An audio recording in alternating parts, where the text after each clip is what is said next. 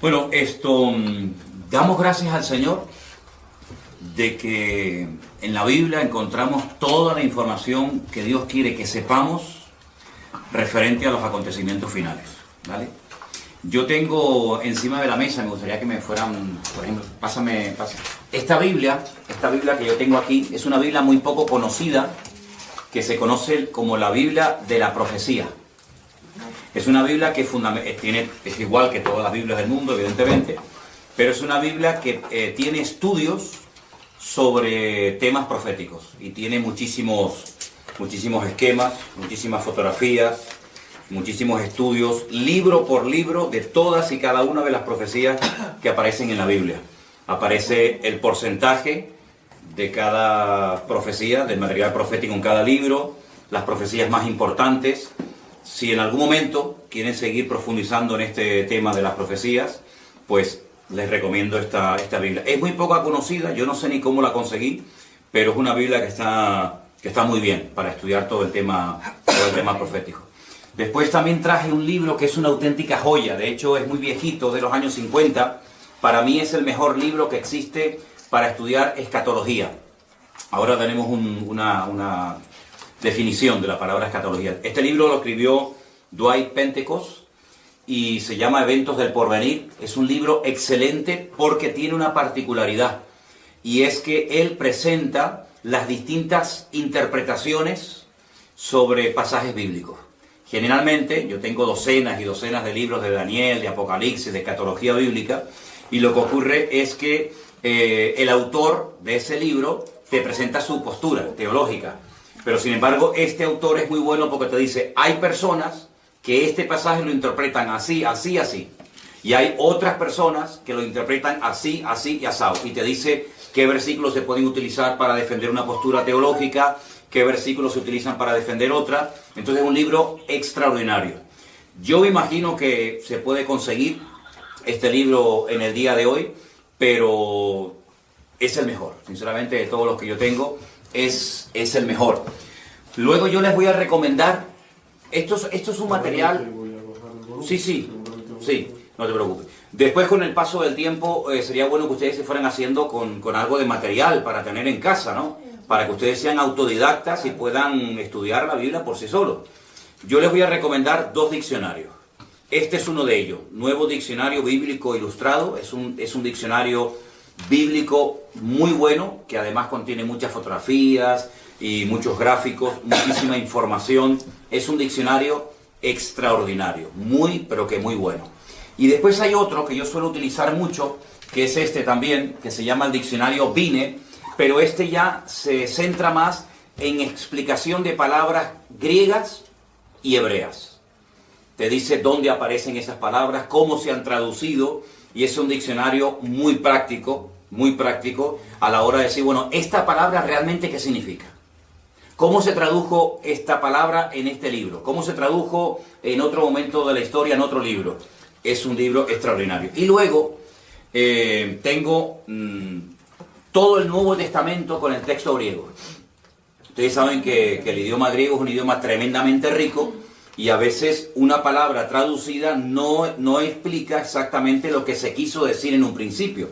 Entonces este es un volumen extraordinario, porque antiguamente venían 6 volúmenes, en 6 tomos, pero ahora lo han hecho en uno solo, y entonces se titula Comentario al texto griego al Nuevo Testamento. Durante estas próximas clases les iré recomendando diferentes libros para que ustedes tengan material muy bueno a la hora de conocer el tema de la escatología. Tenemos aquí en la pizarra una explicación, una definición de la palabra escatología, una palabra que parece muy raro, pero que no es tan complicada. La escatología bíblica, ¿vale?, es la rama de la teología. Teo es Dios, eología es palabra. Es la rama de la teología que trata de los acontecimientos finales. Escatos significa último, logos, palabra o estudio. Entonces es el estudio de las palabras que tienen que ver con los últimos tiempos. Yo sé que no es una palabra que se suele utilizar habitualmente en nuestro vocabulario de cada día, pero para que ustedes sepan que cuando hablamos de escatología no estamos hablando de nada raro, sino es la rama de la teología que estudia los acontecimientos finales. Hay parte de la teología que estudia la figura de Dios, hay parte de la teología que estudia la angelología, todo lo que tiene que ver con el mundo de los ángeles, con los demonios y todo eso. Hay parte de la teología que tiene que ver con la salvación, etcétera, etcétera. Pero la parte de la teología que estudia los acontecimientos finales se llama escatología. En este caso, escatología bíblica. ¿De acuerdo? Entonces, es muy, muy importante que nos demos cuenta de un principio que funciona a la perfección. Y es que la Biblia se interpreta a sí misma. Esa es una regla de oro que hay que tener siempre presente. Lo que usted a lo mejor está leyendo en Daniel y no entiende, te vas a lo mejor al Apocalipsis y lo entiende, o viceversa.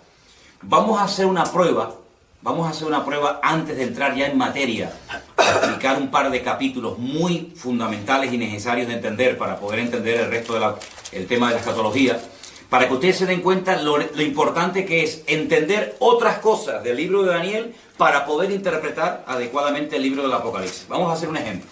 Vamos a ir, por ejemplo, al capítulo 13 del libro del Apocalipsis.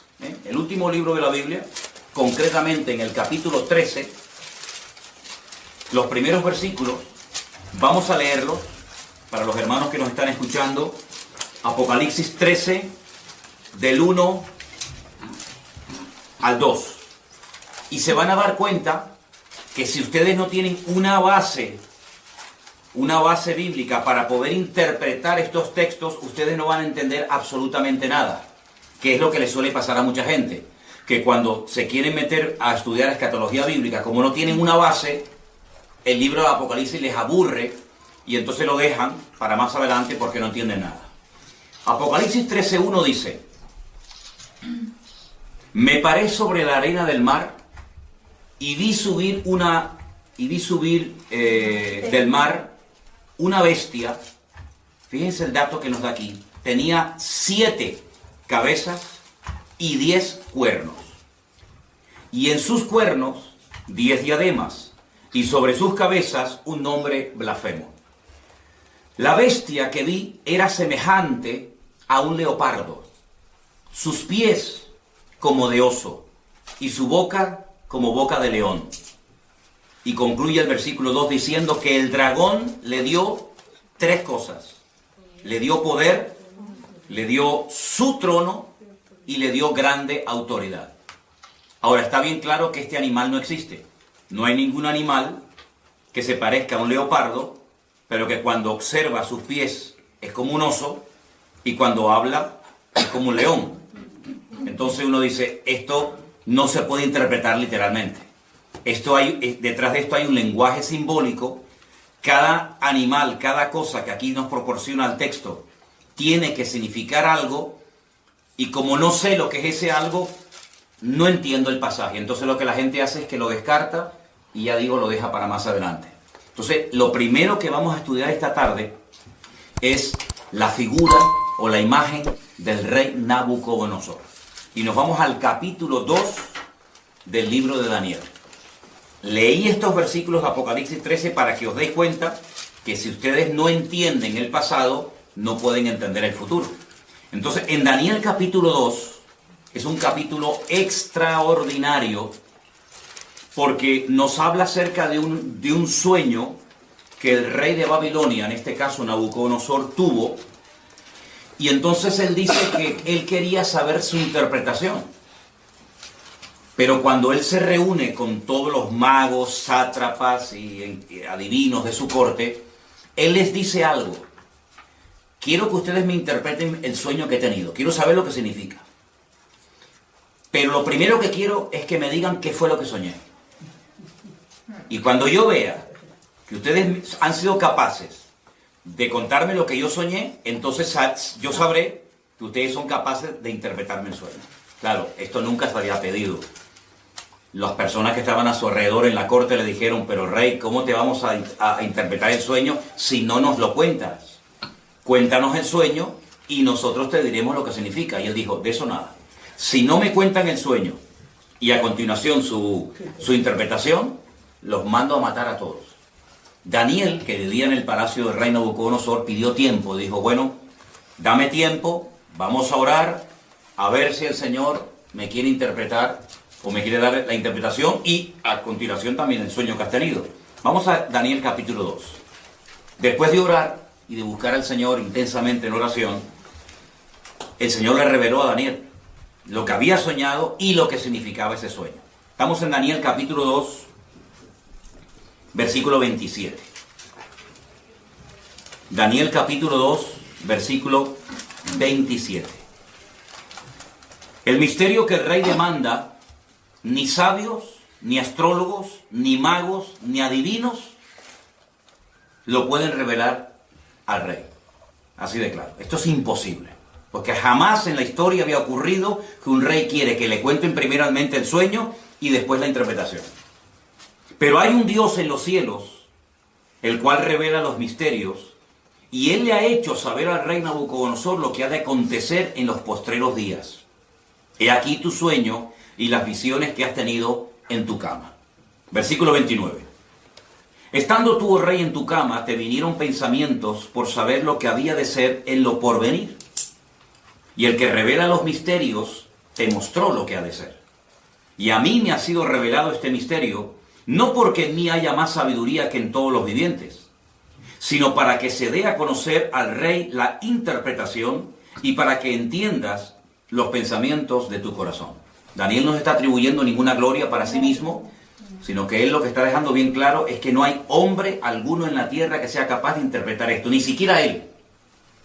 Pero sin embargo él exalta y levanta la figura de su Dios y dice, pero hay un Dios en los cielos que lo sabe todo, que lo conoce todo. Ahora, la interpretación del sueño es algo impresionante, porque te vas a dar cuenta de que Dios es el que conoce y revela la historia cuando Él quiere y como Él quiere.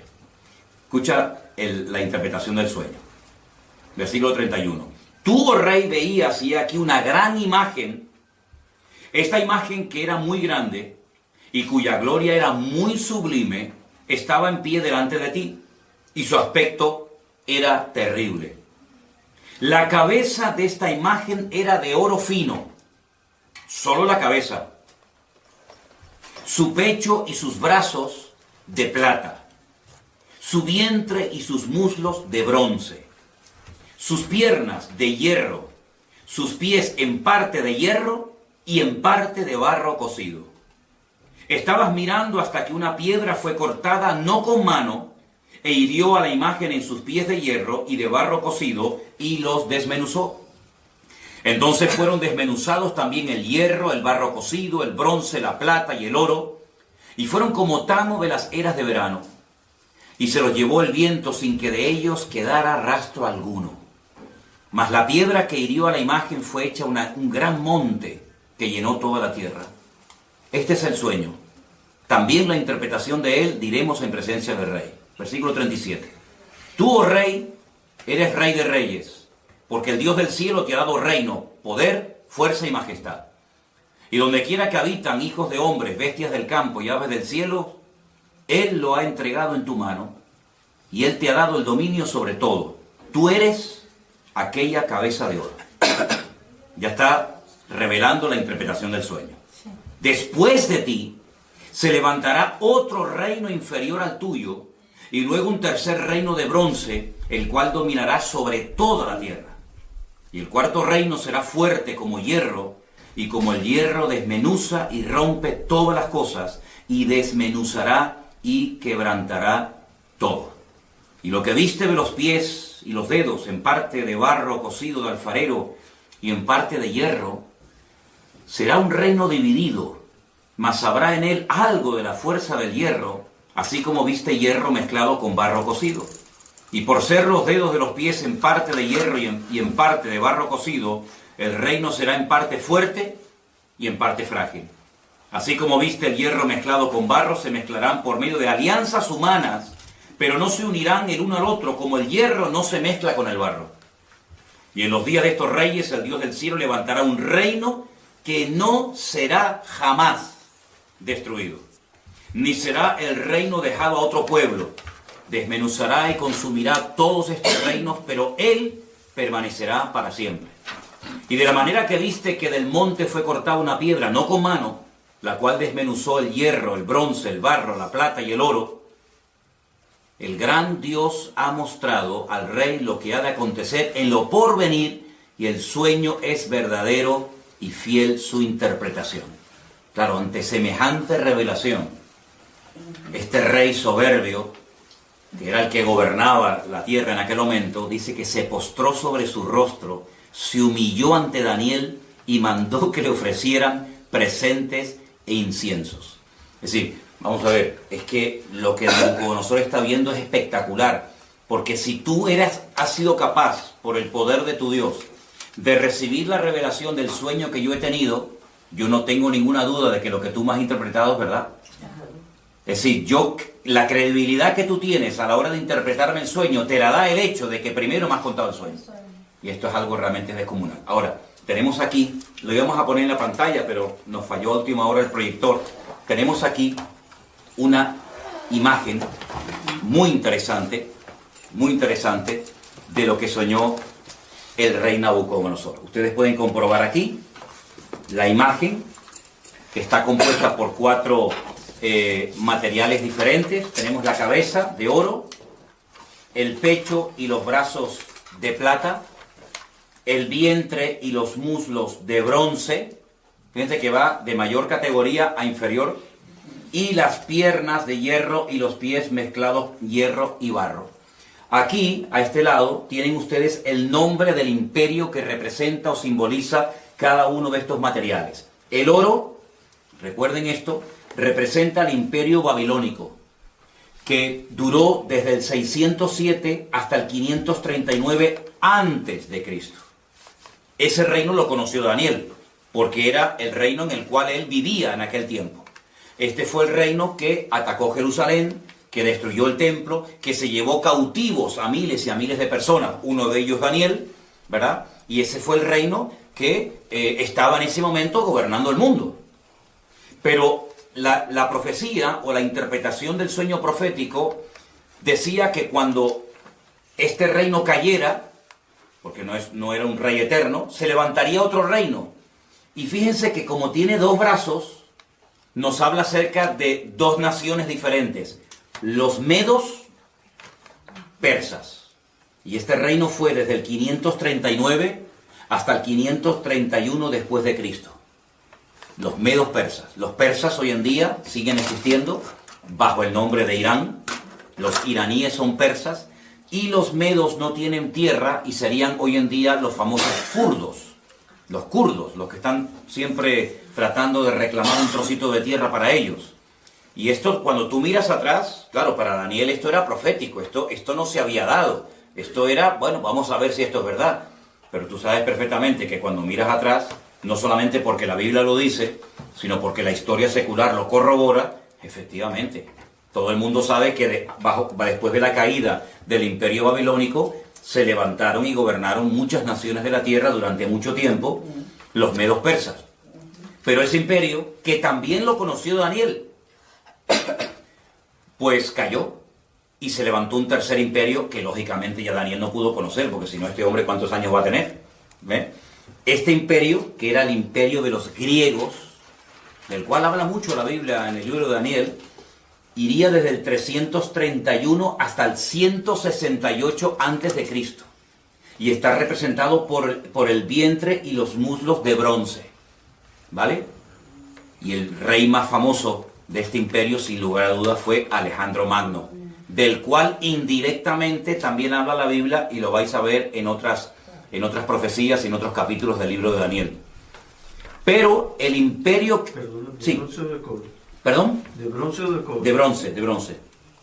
Ahí pone cobre. De cobre. ¿Dónde está? Aquí, ¿no? Sí, bueno, pero bronce. Es bronce. Bronce. ¿Ok? Ese imperio, aunque fue un imperio muy importante que ejerció una influencia tremenda, prueba de ello es que el Nuevo Testamento se escribió en el idioma de esta gente, en el idioma de los griegos, ¿vale? Ese imperio cayó, y hay cosas muy interesantes que contar acerca de ese imperio. Y se levantó un cuarto imperio que está representado por las piernas de hierro, y fue un imperio que casi duró 1000 años. Tense en cuenta que de todos los miembros del cuerpo humano, el miembro más largo son las piernas. Y por eso las piernas representan al Imperio Romano. Pero hay dos piernas, y así como había dos brazos que representan a los medos y a los persas, también había dos partes del Imperio Romano muy importantes, Oriente y Occidente, ¿vale? La capital del Imperio Romano en Oriente, ¿cuál era? Constantinopla. Y la capital del Imperio Romano en Occidente era Roma, ¿vale? Este fue el imperio del Nuevo Testamento. Este es el imperio que conoció Cristo, que empezó en el 476 hasta el 900 y pico, después de Cristo. De todos los 4 imperios que aquí se menciona en la Biblia, que iban a aparecer a lo largo de la historia de la humanidad, el único que encontramos en el Nuevo Testamento es el imperio de los romanos. Estos 3 ya habían desaparecido en la época de Cristo.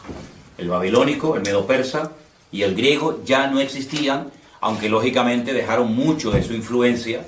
Y bueno, todavía se pueden ver vestigios y ruinas y monumentos de estos imperios, pero que desaparecieron antes de Cristo. El Antiguo Testamento, la Tanaj, como se llama en hebreo, nos relata la historia del imperio babilónico, nos relata la historia del imperio medo-persa, pero no dice absolutamente nada del tercer imperio, que es el imperio de los griegos. No tenemos información en nuestras Biblias sobre el imperio griego. Pero en el Concilio de Trento, siglo XVI, ¿vale? Concilio de Trento, siglo XVI, la Iglesia Católica, a través del Papa de turno, decidió por su cuenta y libre albedrío, meterle 7 libros más al Antiguo Testamento. Y uno de esos libros, yo les recomiendo que lo lean.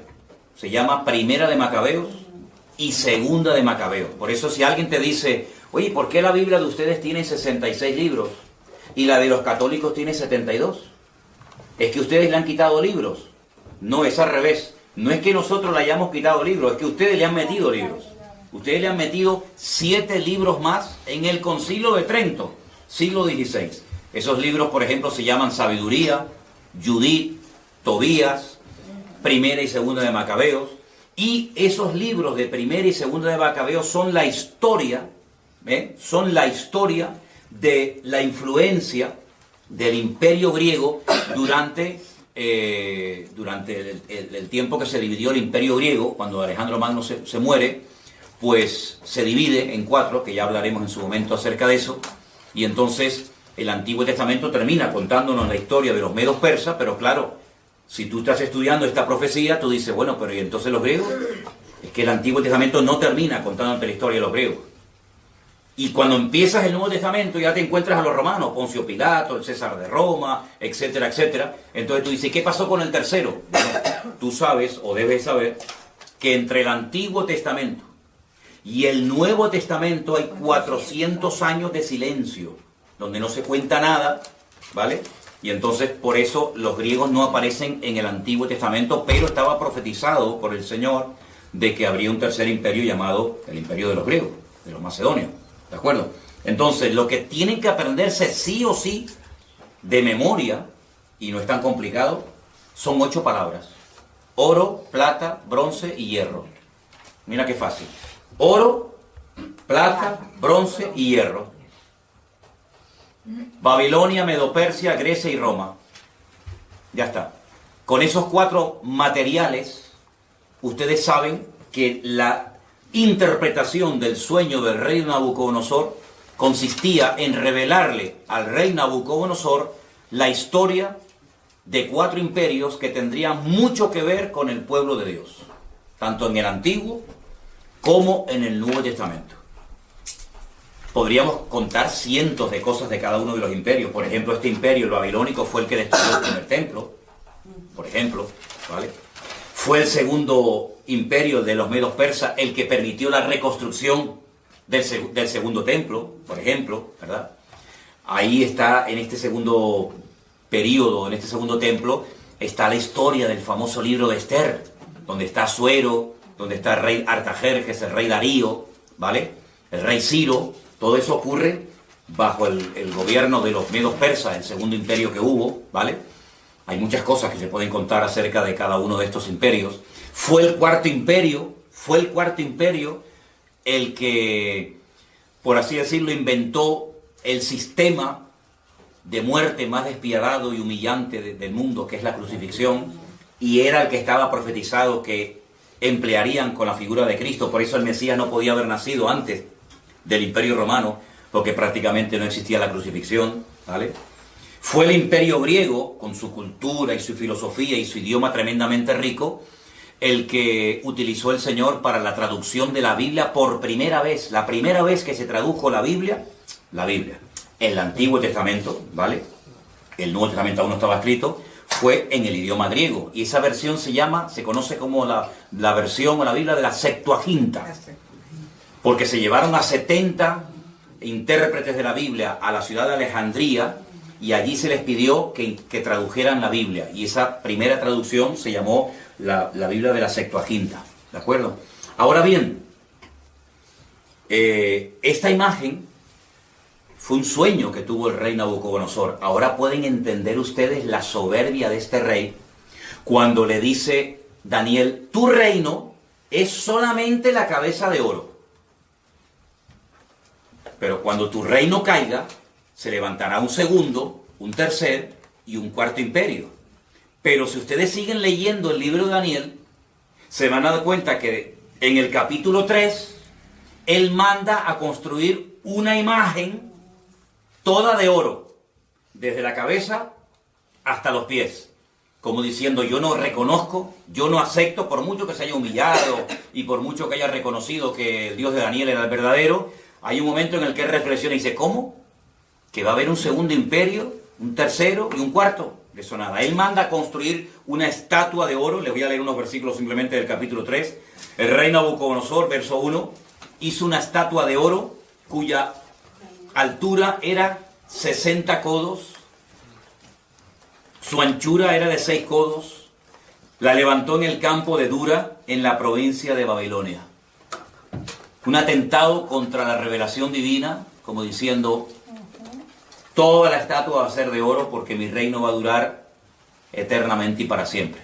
Y ese fue el gran milagro de aquellos 3 jóvenes que dice la Biblia que no quisieron postrarse ante la imagen de oro y fueron arrojados dentro de un horno de fuego, y el Señor los salvó milagrosamente de la muerte. Y otra vez el rey Nabucodonosor cae de rodillas y reconoce que el Dios de estos chicos es el Dios verdadero.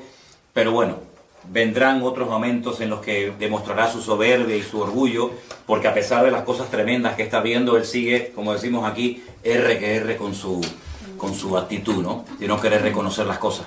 Entonces, queda claro la interpretación de este sueño, queda claro, ¿no? ¿Vale? Los 4 imperios ya forman parte de la historia, pero ¿qué es lo que ocurre? En el capítulo 2 del libro de Daniel es donde aparece este sueño con su correspondiente interpretación. Pero, a su vez, Daniel también tiene un sueño, en el capítulo 7. Entonces vamos al capítulo 7 del libro del profeta Daniel y vamos a leer algunos versículos en esta tarde. ¿Los hermanos de Bélgica nos están escuchando bien? Ok, perfecto. Les mandamos un saludito a todos los hermanos de Bélgica.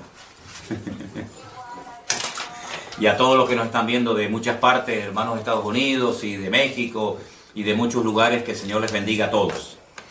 Daniel capítulo 7. Y van a ver lo importante que es entender la interpretación de este sueño que tuvo Daniel para poder entender los primeros versículos que leímos en esta tarde de Apocalipsis capítulo 13, donde no se entendió nada, pero vais a ver qué importante.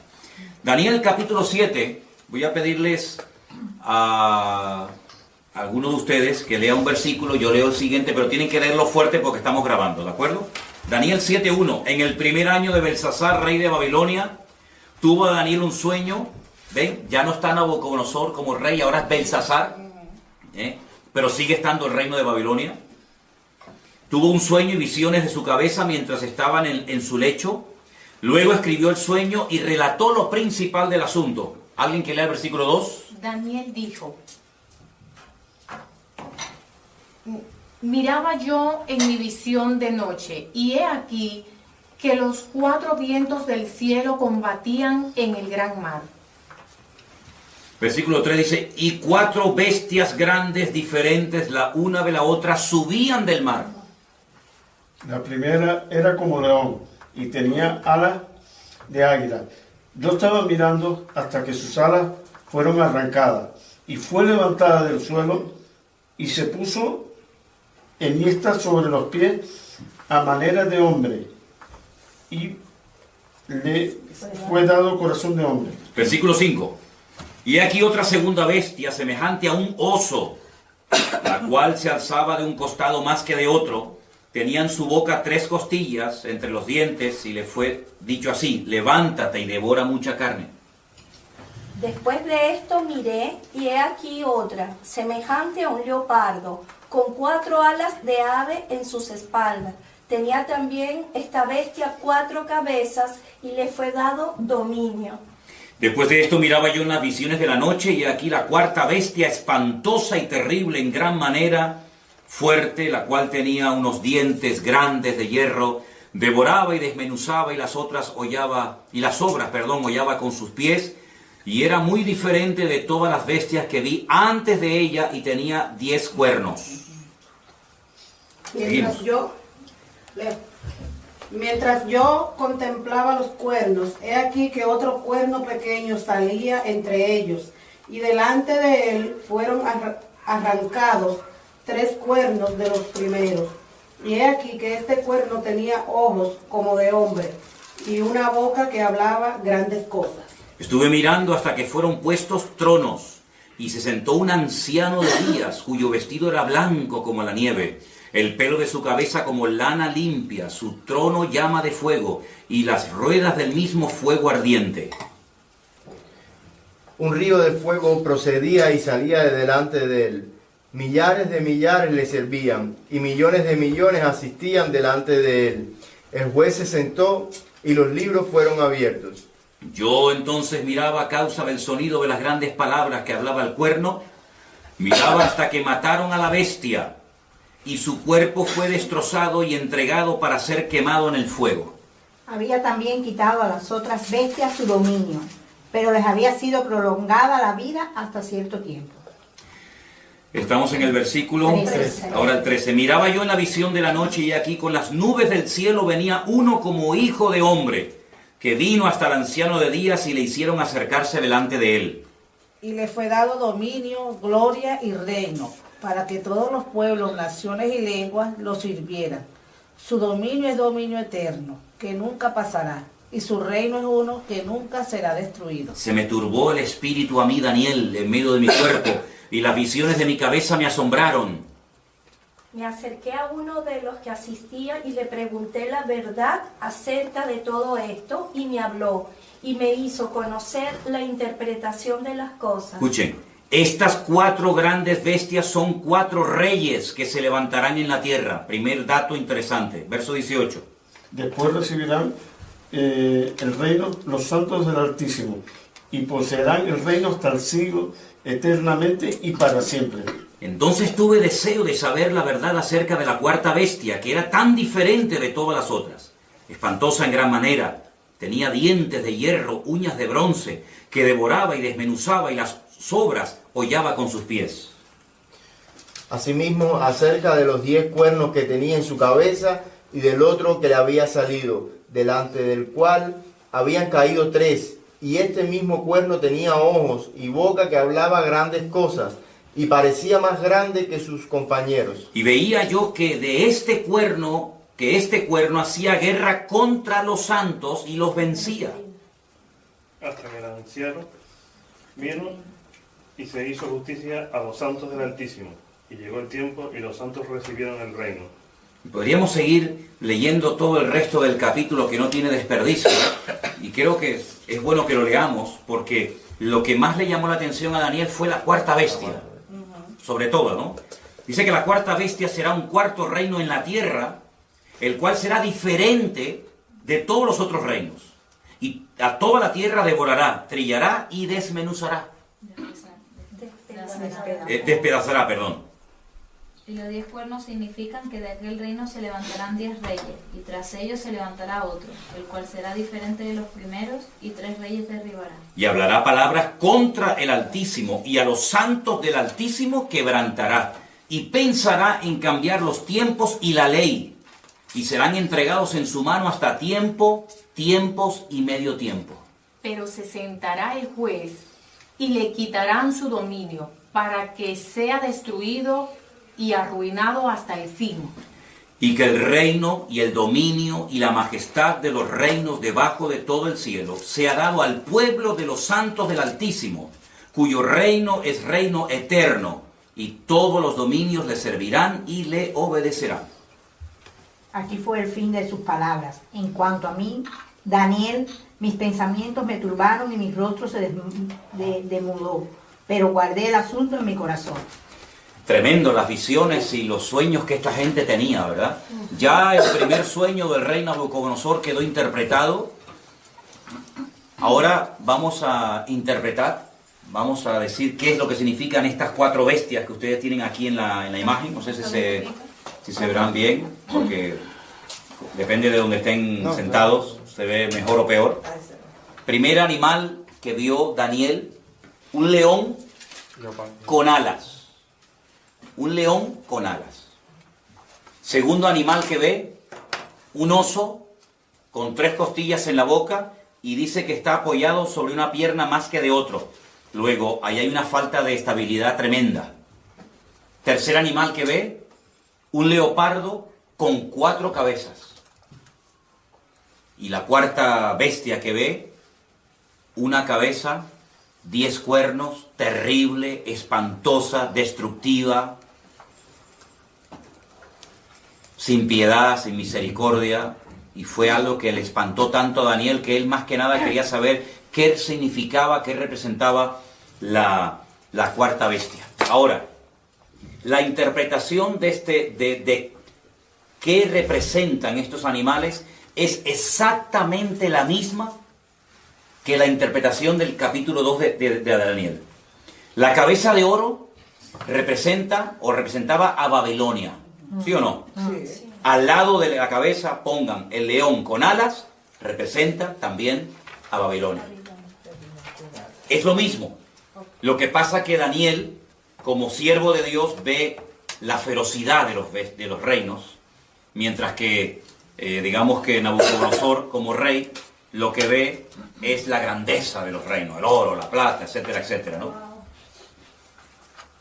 Lo rápido que atacaba ese imperio está representado por las alas del león, ¿verdad? El oso representa a los medos persas, exactamente igual. Uno de los dos era más fuerte que el otro. Los persas eran más fuertes que los medos. Y por eso está apoyado sobre una pata más que de otra. Las 3 costillas que lleva en la boca representan 3 naciones, que le voy a decir qué naciones representan. Tengo aquí otra Biblia. Apunten que esas 3 costillas en la boca representan a Babilonia, Lidia y Egipto. Babilonia, Lidia y Egipto. Lidia. Hay un lugar que se llama Lidia, no Lidia. Y Egipto. ¿Perdón? ¿No es Libia? No, Lidia. Libia. Lidia, con D. Babilonia, Lidia, Y Egipto. Y Egipto. Lidia. El leopardo de 4 cabezas representa al imperio de los griegos.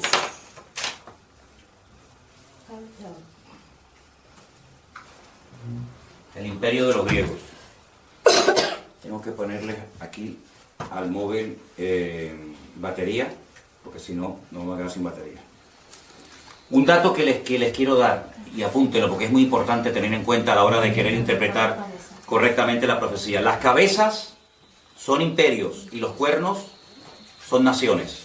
Eso es un dato muy importante que tienen que tener en cuenta si quieren interpretar lo que es el tema profético. Las cabezas siempre son reinos y los cuernos, naciones o pueblos, ¿vale? ¿Ok? Y la cuarta bestia representa a Roma, el imperio romano. La de los 10 cuernos. 10 cuernos, pero una cabeza. Una cabeza. Esa misma bestia la van a ver en el Apocalipsis con los 10 cuernos, pero con 7 cabezas, en vez de con una. ¿Vale? Ya explicarán por qué. Representa a Roma. A Roma. Pero no se olviden que la Biblia dice que de esa bestia, o de ese territorio que ocupó esa bestia de Roma, saldrán 10 cuernos, 10 naciones. Y de esas 10 cuernos sale uno, que es lo que llaman el cuerno pequeño, que hablaba blasfemias contra los santos del Altísimo, que le hacía guerra a los santos del Altísimo y los vencía. Ahora, en ese momento, los santos del Altísimo no eran los cristianos. La iglesia ni existía. La iglesia ni había nacido. Estamos cientos de años antes de Cristo, ¿vale? Por lo tanto, está haciendo una referencia directa a los ataques que recibirían los santos en aquel momento, que era el pueblo de Israel, ¿vale? Para saber ubicar cada cosa en su sitio. Entonces tenemos que el oro y el león con alas es Babilonia. Es lo mismo, pero visto desde 2 puntos de vista diferentes. Uno como estadista, que es lo que era el rey Nabucodonosor, otro como profeta. El leopardo, perdón, el oso es medo-persa, exactamente igual que la plata del pecho y lo de los brazos. El bronce, que representa a los griegos, está representado por el leopardo de 4 cabezas. ¿Por qué? Porque cuando muere Alejandro Magno, su imperio se divide en 4. Apunten estos 4 nombres, son un nombre un poquito raro, pero es bueno que los anoten. Lisimaco, Seleuco, Ptolomeo y Casandro. Lisimaco, repito, sí, voy despacio, perdón. Lisimaco, me hacen así los hermanos, me hacen así. Lisimaco, Seleuco, Ptolomeo y Casandro. ¿Eso qué era? Eso eran los 4 generales que se repartieron el territorio que le perteneció a Alejandro Magno, que muere a la edad de 30 años cuando él intenta reconstruir la ciudad de Babilonia. ¿Ok? ¿Puedes repetir el tercero? A ver. Ptolomeo. Ptolomeo, Casandro, Seleuco. No, Silimaco. Silimaco, sí, pero Ptolomeo, Casandro, Seleuco y Lisimaco. Recuerden ese nombre Seleuco, porque ustedes van a oír mucho del imperio griego, que tiene que ver mucho con Israel, de los famosos seleucidas.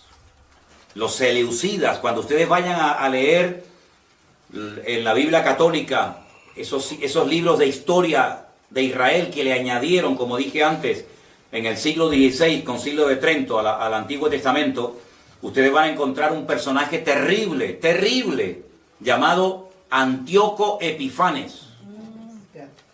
Ese era un seleucida, porque el imperio romano se dividió en 4 y la parte que a él le correspondió era la parte que conocemos hoy en día como Israel.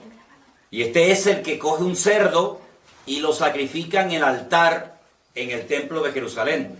Porque podríamos hablar mucho, largo y tendido, acerca de las estrategias de estos 4 imperios. Por ejemplo, el primero destruyó el templo. Él no quería que hubiera ningún templo más que el de ellos. Pero el segundo imperio manda a construir el templo. El tercer imperio no lo destruye, pero lo profana. Y el cuarto imperio lo vuelve a destruir. Entonces son las distintas estrategias de Satanás a lo largo de la historia, de cómo él ataca al pueblo de Dios. Uno lo destruye, a otro intenta que se asimilen a la cultura de los griegos. De hecho, el templo en la época de los griegos se había convertido en una especie de gimnasio, donde tenían sus ídolos y sus estatuas. ¿Se dan cuenta? Entonces todo esto es muy interesante que lo sepa. Y la cuarta bestia es nada más y nada menos que Roma, ¿sí? Vamos a ponerles aquí a los hermanos para que sigan viendo el estudio, ¿ok? De acuerdo. Les voy a poner aquí una imagen. Aquí tienen ustedes, por ejemplo, ¿ves? Al oso. ¿Veis? El oso con las 3 costillas en la boca. Representa a los medos persas, ¿sí? Vamos a ver si puedo ponerles otras imágenes, porque a veces, como dice el refrán, una imagen vale más que 1000 palabras, ¿no? Tenemos, por ejemplo, miren esta imagen de este... Aquí tenemos el león. El león con las alas. ¿Quién era el león con las alas? Babilonia. Ahí lo tenemos. Bueno, en algunos lugares, aquí en Santa Cruz, hay edificios que en lo alto tienen un león con alas. De hecho, hay una compañía de seguros. Hay una compañía de seguros que su símbolo es el león con alas. Y hay edificios de los antiguos masones en Santa Cruz de Tenerife que aparecen en las fachadas y en las azoteas leones con alas, porque se identifican con el imperio de Babilonia. La palabra Babilonia viene de Babel, que significa confusión. Esa famosa torre de Babel, allí se estaba construyendo. ¿Y cuál era la capital en aquel tiempo de esta gente? Pues era Nínive, a donde quería mandar el Señor a su siervo, el profeta Jonás, ¿no? Entonces, vamos a ir otra vez a Apocalipsis capítulo 13 y vamos a cambiar las palabras que aparecen ahí por los nombres de los imperios. Y vas a ver cómo lo vas a entender ahora perfectamente. Al principio, Apocalipsis 13, 1 y 2, lo leímos y nadie entendió nada.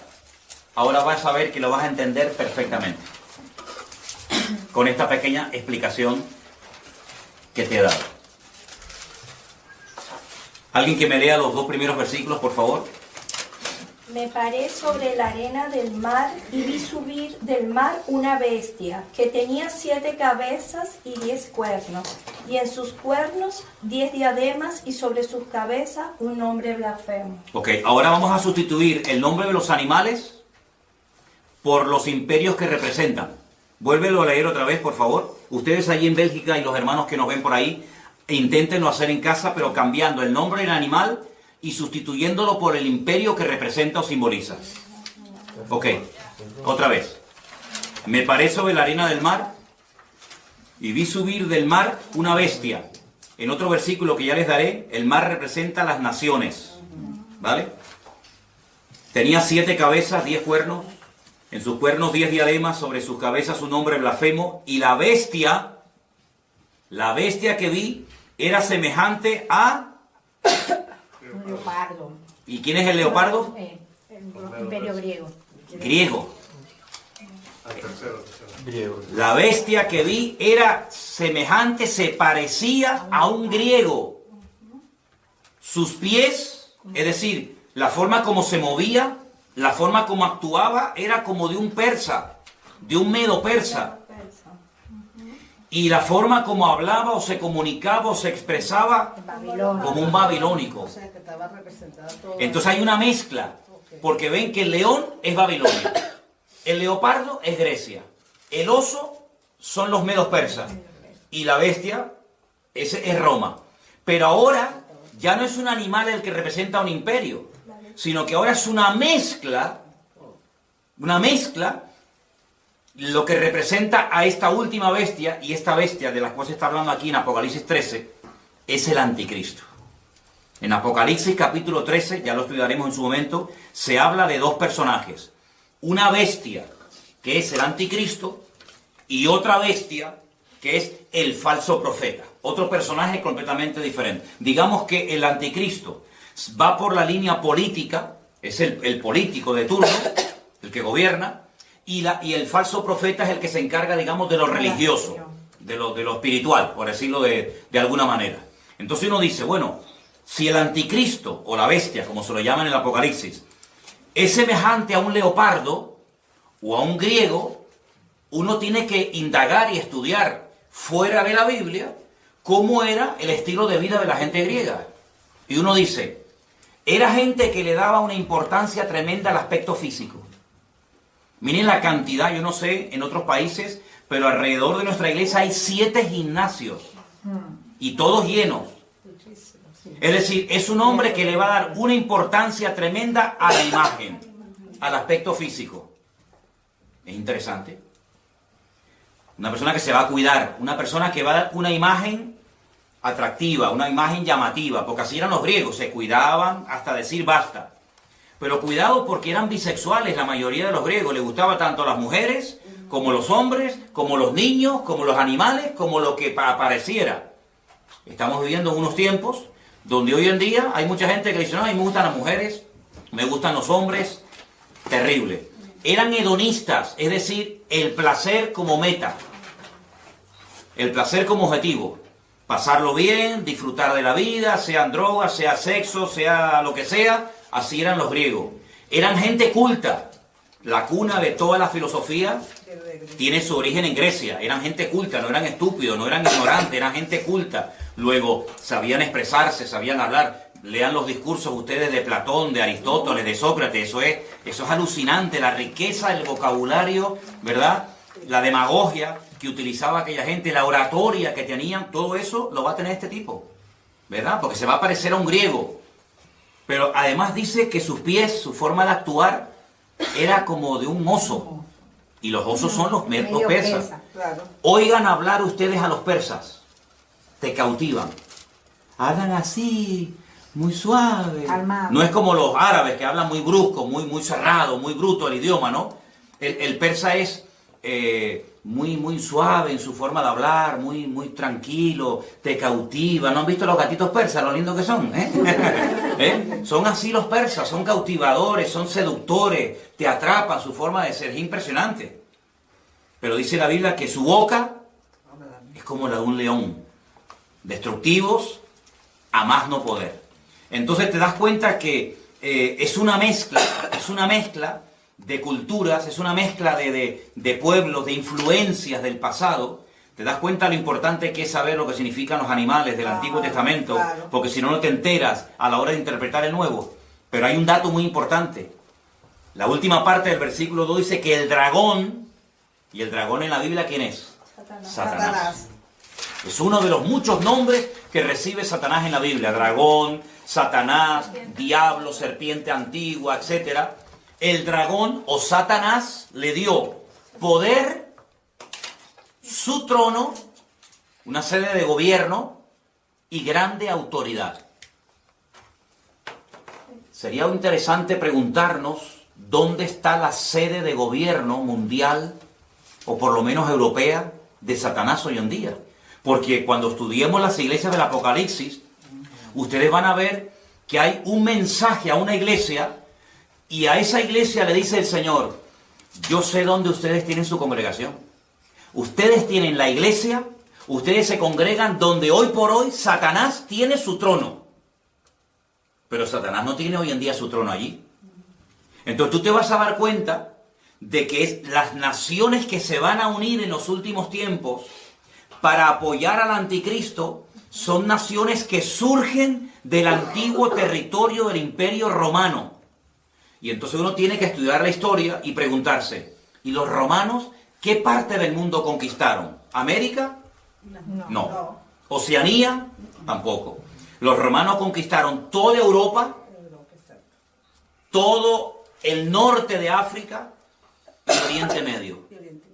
Por eso ven dos piernas, porque una pierna representa un continente y la otra pierna representa la otra parte, África y Occidente.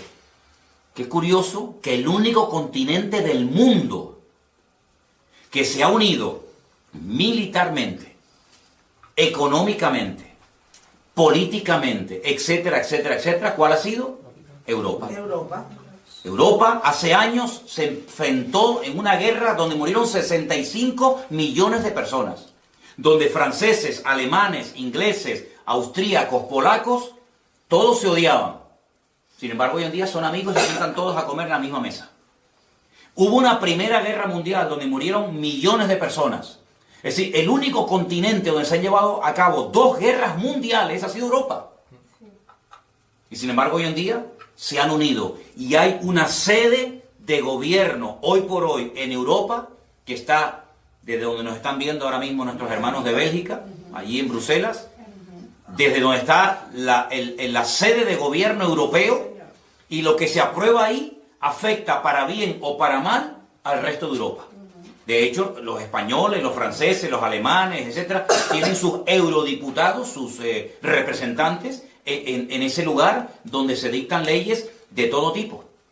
Entonces se dan cuenta de que lo que antes era un sueño o algo imposible, que incluso tuviéramos una moneda en común, los alemanes, los franceses, los italianos, los belgas, los portugueses, los griegos, etcétera, hoy en día es una realidad, ¿verdad? El euro, Europa, hasta nuestro nombre, hasta el nombre de nuestro continente tiene nombre de mitología griega. Estudien, vean, yo no lo voy a decir, pero estudien ustedes, indaguen quién fue Europa. ¿Quién fue Europa? ¿De dónde viene el nombre Europa? Era parte de la mitología de la historia griega. Entonces se dan cuenta que el imperio griego ha caído, pero la influencia griega sigue estando hoy en día, vamos, entre nosotros de una forma tremenda, tremenda. Entonces, por una parte uno ve gente muy culta, pero por otra parte ve a esa gente tan culta que son después unos auténticos salvajes y unos auténticos liberales, porque va a haber una mezcla de cultura, de salvajismo, de religiosidad, de espiritualidad. Ah, y una cosa, los griegos eran muy religiosos. No se olviden ustedes que cuando el apóstol Pablo fue a Grecia, al Areópago, dice que caminó por la mañana y luego por la tarde lo invitaron a compartir la palabra y dijo, hermanos o amigos, veo que ustedes sois gente muy religiosa, porque tenéis dioses para todo. Incluso observé que tenéis un altar donde hay abajo, al pie del altar, una inscripción que dicen, al Dios no conocido. Por si acaso se nos queda alguno por no adorar, también lo adoramos. Y Pablo, aprovechando esa coyuntura, dijo, yo os vengo a hablar de ese Dios que ustedes ignoran, y comenzó a predicarles la palabra, ¿no? Entonces, vamos a estudiar en estas clases, paso a paso, cómo poder interpretar los capítulos del libro del Apocalipsis, pero antes de meternos a estudiar en profundidad los capítulos y los personajes, tenemos que tener las herramientas para interpretar. Ya sabemos interpretar los materiales. Si yo les digo la plata, los medos persas. El oro, Babilonia. El leopardo de 4 cabezas, que representa la división del imperio griego cuando muere Alejandro Magno, los 4 generales. Ya sabemos quiénes son, los griegos. La bestia con una cabeza y 10 cuernos, los romanos. El león con alas, los babilónicos. Bueno, ahora nos quedan los caballos que cambian de color en el libro de Apocalipsis, y también nos queda no solamente el tema de los caballos, sino también el lenguaje simbólico que se emplea cuando se habla de algunos imperios en particular, como por ejemplo el macho cabrío y el carnero. Eso lo vamos a ver la próxima semana, cómo hay una batalla entre el macho cabrío y el carnero, cómo se enfrentan el uno al otro, cómo hay un cuerno que le crece de una forma enorme, de una forma desproporcional. Todo eso lo vamos a ir viendo, porque el libro del Apocalipsis está escrito en un lenguaje simbólico y hay que dominarlo. Pero luego una cosa que yo creo que es fundamental es, después, con toda esta información, saber poner cada pieza en su lugar. Es decir, todo el mundo ha oído hablar algo del anticristo, de la marca de la bestia, del falso profeta, de Armagedón, ¿vale? Ahora, con todas esas piezas, ¿dónde va cada una? ¿Qué es primero? ¿Los sellos, las copas, las trompetas, el caballo negro, el caballo blanco, el amarillo? ¿Qué va primero? ¿La marca de la bestia o el arrebatamiento de la iglesia? ¿Qué va segundo? ¿La gran tribulación? Todo eso hay que saber ponerlo en su sitio, y la próxima semana, Dios mediante, vamos a poner aquí en la pizarra, vamos a hacer por orden los acontecimientos. Vamos a dar algunos versículos, como mínimo 3 por cada acontecimiento, para que ustedes puedan demostrar, yo creo en esto, por esto, porque lo dice la Biblia, y aprendernos el orden y explicar cada uno de esos acontecimientos, ¿de acuerdo? Entonces, yo quiero darles lugar ahora para que si hay alguna pregunta de lo que yo he explicado esta tarde, que es básico y elemental para poder profundizar en otros textos de la Biblia, cualquier pregunta que tengan, la hagan ahora, que quede grabada, que también quede grabada la respuesta, y así de esa manera pues Si algo no ha quedado lo suficientemente claro, que lo pregunten ahora, ¿de acuerdo? A ver, ¿alguien tiene alguna pregunta sobre el material que hemos dado en esta tarde? Por favor, con toda libertad, la pueden hacer ahora, ¿sí? Pastor, los 4 generales que cuando Alejandro Magno, que se separaron, ellos también, por supuesto, ellos formaron parte de lo que es ahorita Europa. Entonces, ¿cuáles fueron los sitios donde ellos se establecieron? Muy buena pregunta. Los 4 generales que se encargaron de administrar el territorio que había sido previamente conquistado por Alejandro Magno, se repartieron diferentes zonas. Unas zonas tocaba Europa. Yo lo voy a decir exactamente el próximo día, ¿sí? Otros tomaron territorios de África. Otros territorios tomaron, por ejemplo, lo que sería Palestina y Siria y Jordania. Entonces, eso es muy importante porque de uno de esos cuatro viene el anticristo. Y eso es muy importante porque nosotros tenemos que saber